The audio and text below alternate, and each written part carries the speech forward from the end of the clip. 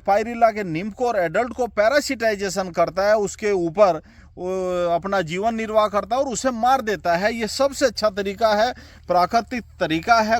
राम राम भाई, पिछली साल जो है गन्ने के अंदर पायरिल्ला का आतंक बहुत ज्यादा है, क्यों हुआ, किस कारण से हुआ, इसके बारे में भी जानकारी देंगे। और हमारे जो कुशलवीर सिंह जी हैं वो इस बात की मना क्यों कर रहे हैं कि पायरिल्ला के ऊपर आप किसी भी दवाई का प्रयोग ना करें, उसका जो है क्या साइड इफेक्ट देखने मिले हैं। सामने कुशलवीर सिंह जी हैं, उनसे परिचय करवाएंगे। राम राम जी। राम राम जी, नमस्कार सभी श्रोताओं को।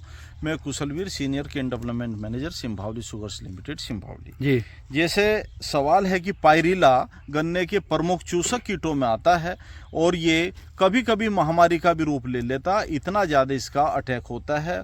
कोमल पत्तियों और रस चूसता, गन्ने की बढ़वार रोक देता है। इसका जो निम्फ है, इसे किसान फिड़का भी कहते हैं। चारे में, गन्ने में, इनमें ये बहुत ज़्यादा नुकसान करता है। किसान भाई इसके लिए स्प्रे करते हैं। जब स्प्रे करते हैं तो निम्फ या एडल्ट उड़ के दूसरे खेत में चला जाता है और जो इसका नेचुरल पैरासाइट है वो मर जाता है, तो इसको कंट्रोल करना बड़ा मुश्किल हो जाता है।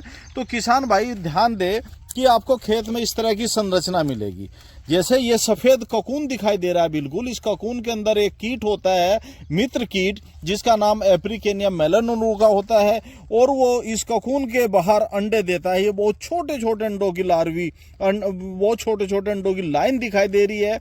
इन अंडों से जो बच्चा निकलेगा वो हमारे पायरिल्ला के नीम को और एडल्ट को पैरासिटाइजेशन करता है, उसके ऊपर अपना जीवन निर्वाह करता है और उसे मार देता है। ये सबसे अच्छा तरीका है, प्राकृतिक तरीका है, कुदरत ने दिया है और इसमें दवाई की ज़रूरत नहीं है। यदि हम दवाई का स्प्रे करते हैं तो हमारा ये पैरासाइट जो है, प्राकृतिक जीव जो है या प्राकृतिक शत्रु जो है पायरिल्ला का, वो नष्ट हो जाता है और पायरिल्ला फिर से अपनी बढ़वार बना लेता है। तो इसका आप ध्यान रखें।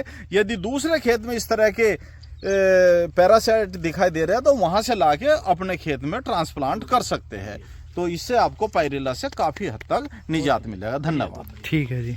तो भैया आज की जो वीडियो है इसी के ऊपर ही, पायरिल्ला के अंदर दवाई का प्रयोग क्यों नहीं करना चाहिए। राम राम जी।